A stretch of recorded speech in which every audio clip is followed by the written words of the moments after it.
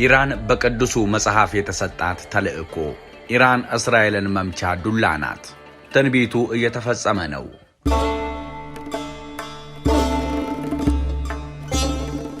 እጅግ አስደንጋጭ በሆነ መልኩ ትንቢቱ እየተፈጸመ ለመሆኑ ምልክት እንዲሆን በዚህ 2 ሳምንት ውስጥ ለዘመናት ወዳጅም ጠላትም እየሆኑ የዘለቁት ኢራንና እስራኤል ሚሳኤል ተወራውረው በድሮን ተዋግተው እልፎችን ገድለው ለትንቢቱ መፈጸም ፍንጭ ሰጥተዋል።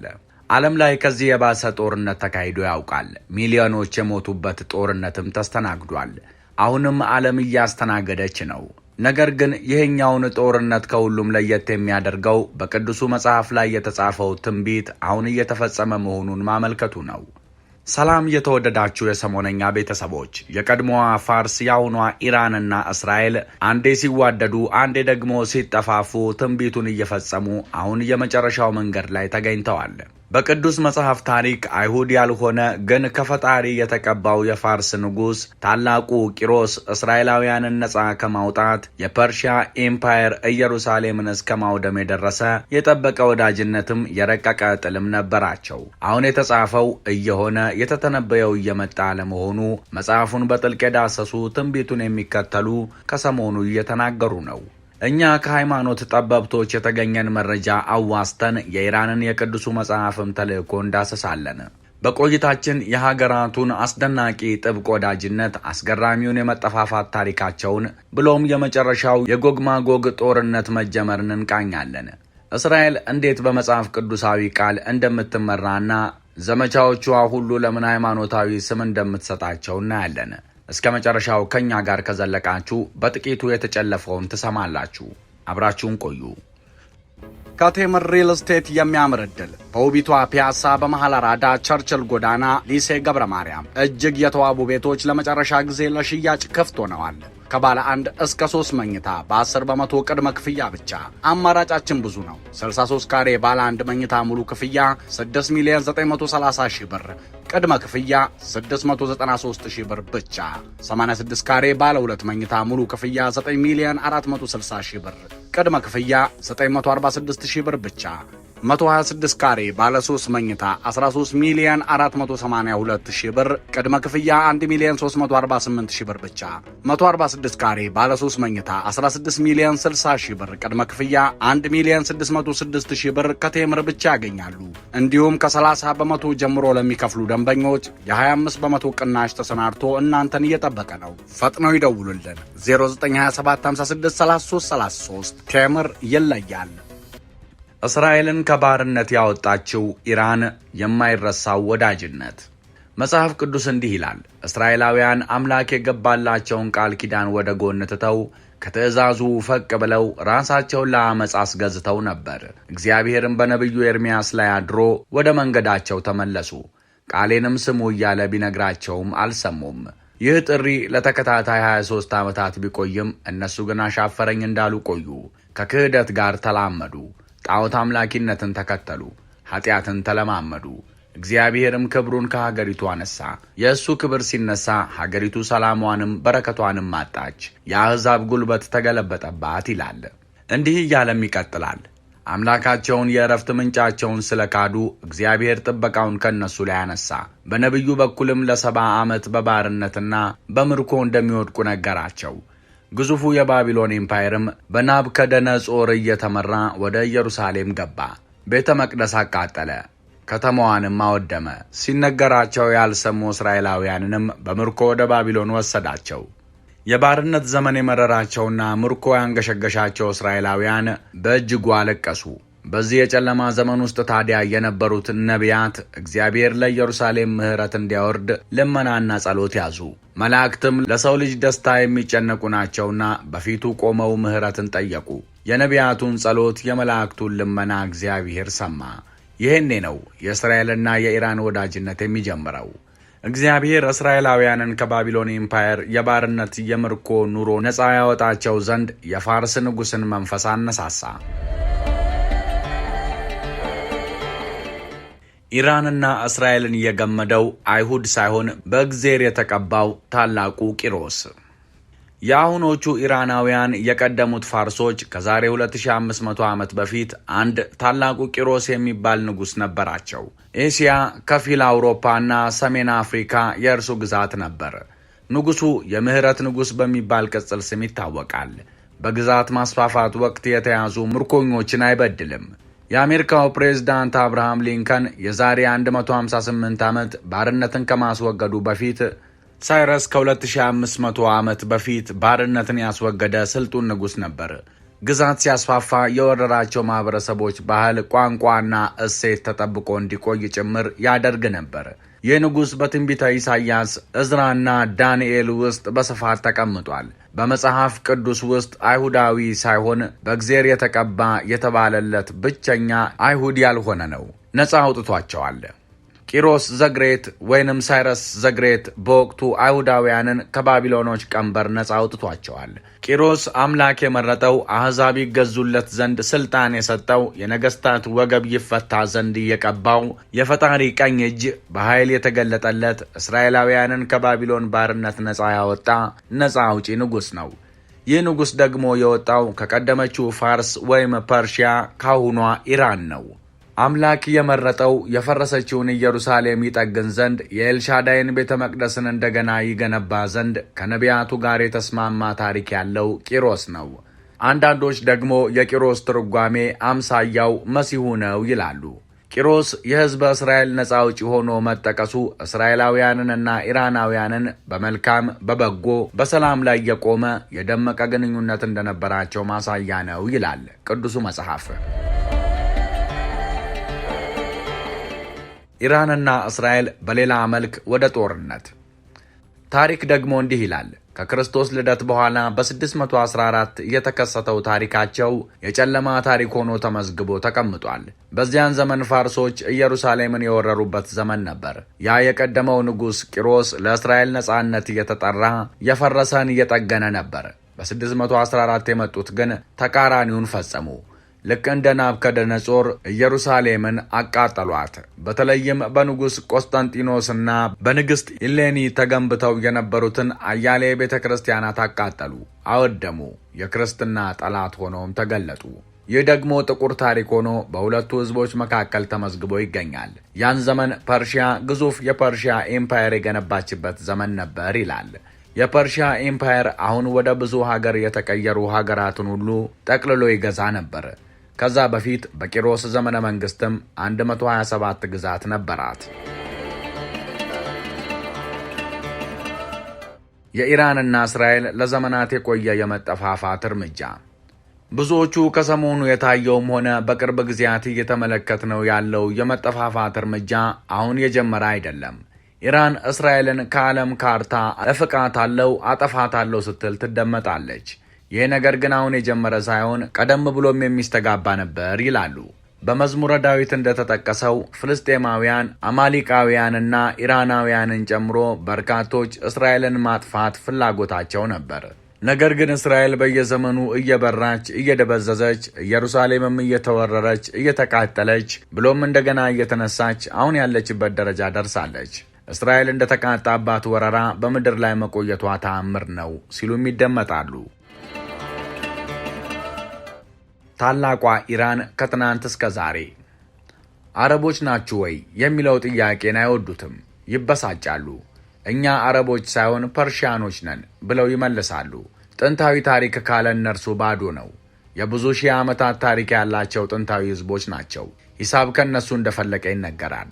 መድኃኒት ቅመማ ተሰጥቷቸዋል። የአስትሮኖሚና ፊዚክስ ሊቅ ናቸው። ኬሚስትሪ በእጃቸው ነበር። የግንባታና አርክቴክቸር ፈርቀዳጆች ናቸው።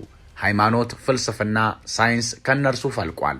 ጥንታዊው ዞሮአስትሪያኒዝም የእነርሱ ነው። ብዙዎች ኢራን አረብ ትመስላቸዋለች። ኢራኖች አረቦች ሳይሆኑ ከአረቦች በብዙ የሚለዩ የራሳቸው ቋንቋና ባህል ያላቸው ሕዝቦች ናቸው። ቋንቋቸው ፋርሲ ይባላል። 99 በመቶ ሕዝባቸው ሙስሊም ነው። ከዚህ ውስጥ አብዛኛው ሺያ ሙስሊም ነው። ኢራን ሲባል ብዙዎቻችን ስለ ኒውክለር ማዕቀብ ወይም አሸባሪነት እናስብ ይሆናል። የሕዝቦቿ ታሪክና ማንነት ግን ከዚህ ይዘላል። ኢራናውያን ወይም ፐርሺያኖች እጅግ የተማሩ ሕዝቦች ናቸው። አሁን ላይ 4.5 ሚሊዮን ኢራናውያን በየዓመቱ ወደ ዩኒቨርሲቲ ይገባሉ። 90 በመቶ የሚሆነው ጎልማሳ በሚገባ ማንበብና መጻፍ ይችላል። የኢራናውያን የዘር ግንድ ማዴ ከተሰኘው የኖህ ልጅ ከሆነው ከያፌት የሚመዘዝ ሲሆን ማዴ ደግሞ የያፌት ልጅ ነው። በኋላ ከፋርስ ነገድ ጋር በመዋሃድ የሜዶ ፔርሺያ ኢምፓየር መስርተው ግዙፍ ግዛት መስርተው ነበር። ያ ዘመን ከ539 እስከ 331 ከክርስቶስ ልደት በፊት ነበር። አሁን ኢራን የሚባለው መጠሪያዋ የተደነገገው መጋቢት 21 ቀን 1935 ነው። ከዛ በፊት የኢራን መጠሪያ ፋርስ ነበር። በ614 እስራኤልን በወረሩ ጊዜ ገንብተውት የነበረ የፐርሺያ ኢምፓየር ኢራቅን፣ አፍጋኒስታንን፣ ፓኪስታንን፣ ቱርክን፣ ሶሪያን፣ ዮርዳኖስን፣ እስራኤልን፣ ግብፅን ያስገዛ የነበረ ወደ ግሪክም ገብቶ ተሸንፎ እስኪወጣ ድረስ ግዛቱን ያስፋፋ ኃይል ነበር። አስፈሪው የጎግ ማጎጉ ጦርነት ተጀምሯል። ለክፍለ ዘመናት ስሟ ፐርሺያ ወይም ፋርስ ነበር። ገናና ኃይል፣ ለማንም የማይንበረከክ ሰርወ መንግስት። የእግዚአብሔር አገልጋይ ነቢያት ግን ዘመናት የተሻገረ ትንቢትን አዩ። ስለ አሁኗ ኢራን፣ ስለ ጥንታዊቷ ፐርሺያ። በነቢዩ ዳንኤል ዘመን መጠሪያዋ ፐርሺያ ነበር።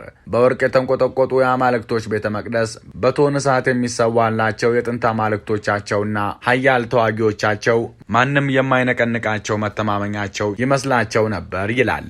ነቢዩ ሕዝቅኤልም ሊመጣ ያለውን የጦርነት ማዕበል በትንቢት ተናግሮ ነበር። ስላለፈችው ፐርሺያ ሳይሆን ስለ አሁኗ ኢራን። ነቢዩም በስም ኢራንና አጋሮቿን ጠቅሷቸዋል። ፐርሺያ፣ ሊቢያ፣ ኢትዮጵያ ከጎግ ማጎግ ሰራዊት ጋር አብረው የመጨረሻውን ጦርነት በእስራኤል ላይ ይከፍታሉ። ነቢዩ ሕዝቅኤል እንዳለውም ደመና መሬትን እንደሚሸፍን ሕዝቤን ትሸፍኑታላችሁ። ብዙዎቹ እንዲህ ይላሉ፣ ይህ ጦርነት የፖለቲካዊ ሽኩቻ የፈጠረው ብቻ አይደለም፣ መንፈሳዊ ጭምር እንጂ። ትንቢተኛው ዳንኤል ለ21 ቀናት ጾምና ጸሎት ይዞ ነበር። ለጸሎቱም መልስ እንዲያገኝ የፐርሺያ አለቃ መንፈስ ለዳንኤል የጸሎት መልስ ይዞ ከእግዚአብሔር ዘንድ የመጣው መልአክ ተዋግቶታል። በትንቢተ ዳንኤል ምዕራፍ 10 ቁጥር 11ም እንዲህ ይላል፣ የተወደድክ ሰው ዳንኤል ሆይ እኔ ዛሬ ወደ አንተ ተልኬያለሁና የምነግርህን ቃል አስተውል፣ ቀጥ ብለህም ቁም አለኝ።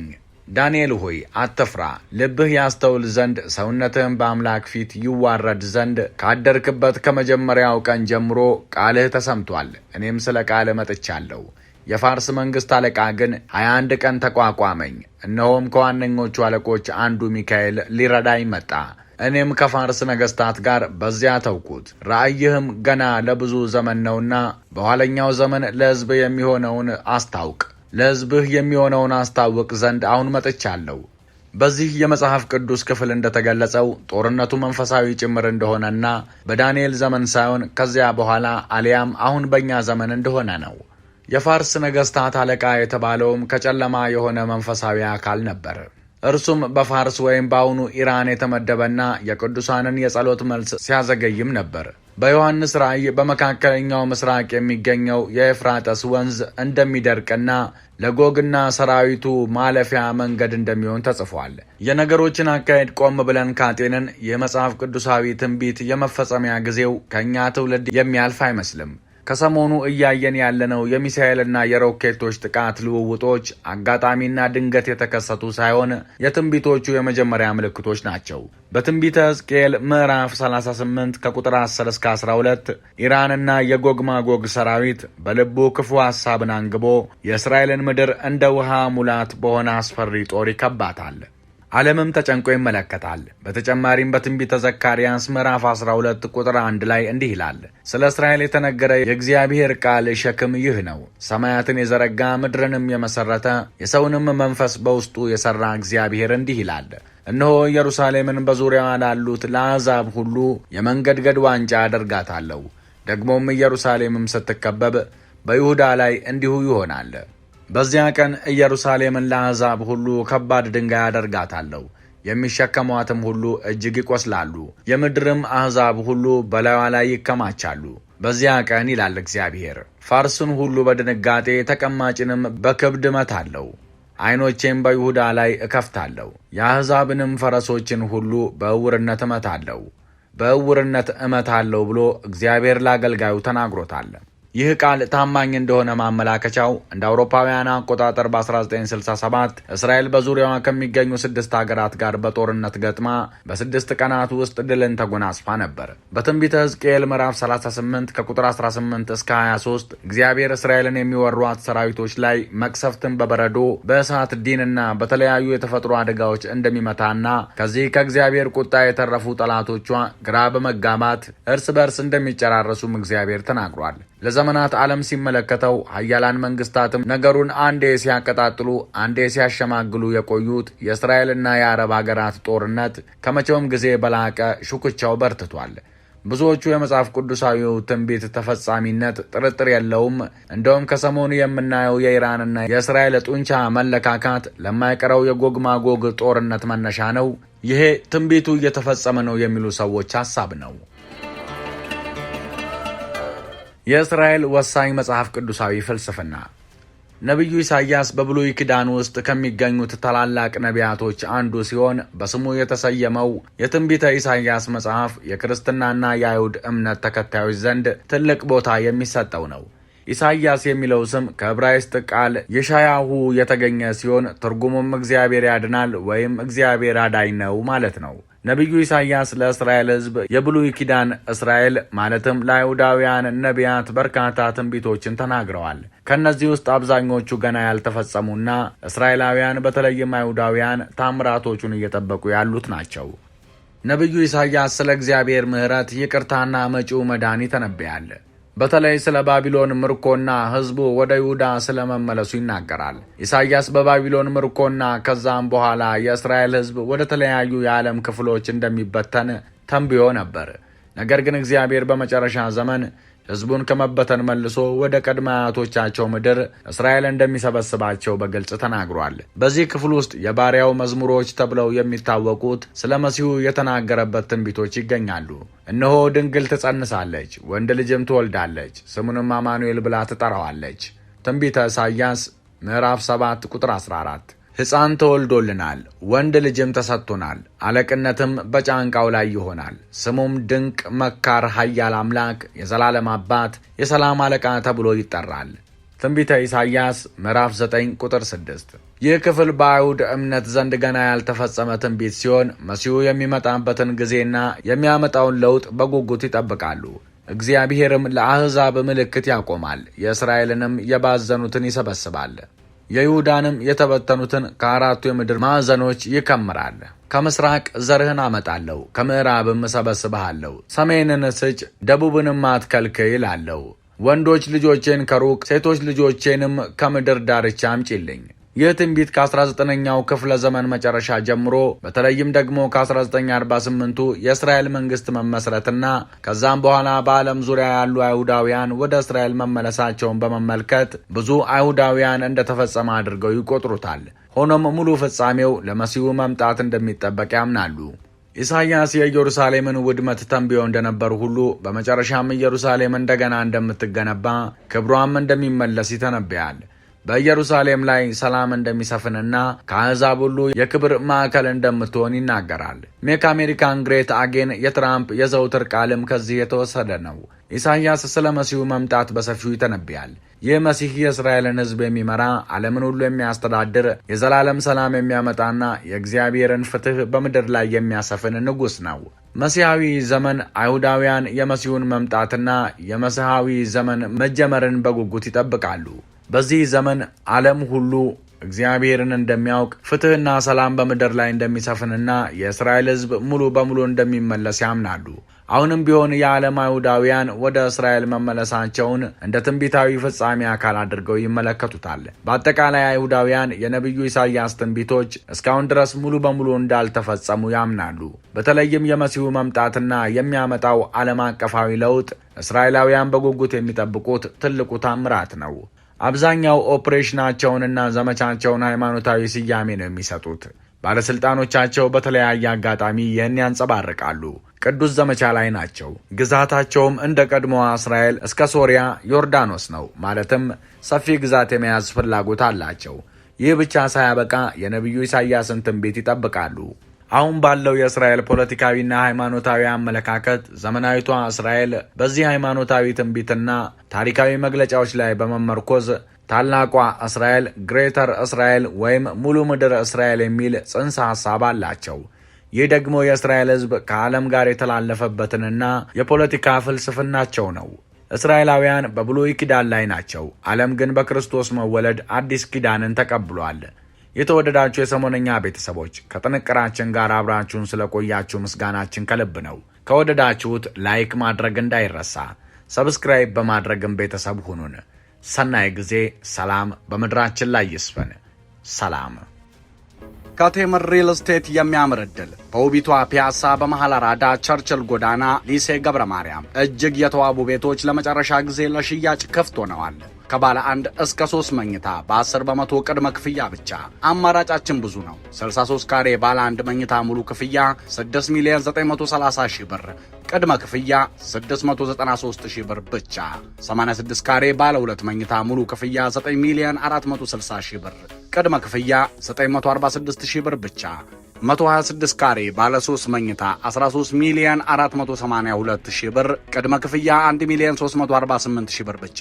146 ካሬ ባለ 3 መኝታ 16,060,000 ብር፣ ቅድመ ክፍያ 1,606,000 ብር ከቴምር ብቻ ያገኛሉ። እንዲሁም ከ30 በመቶ ጀምሮ ለሚከፍሉ ደንበኞች የ25 በመቶ ቅናሽ ተሰናድቶ እናንተን እየጠበቀ ነው። ፈጥነው ይደውሉልን። 0927563333 ቴምር ይለያል።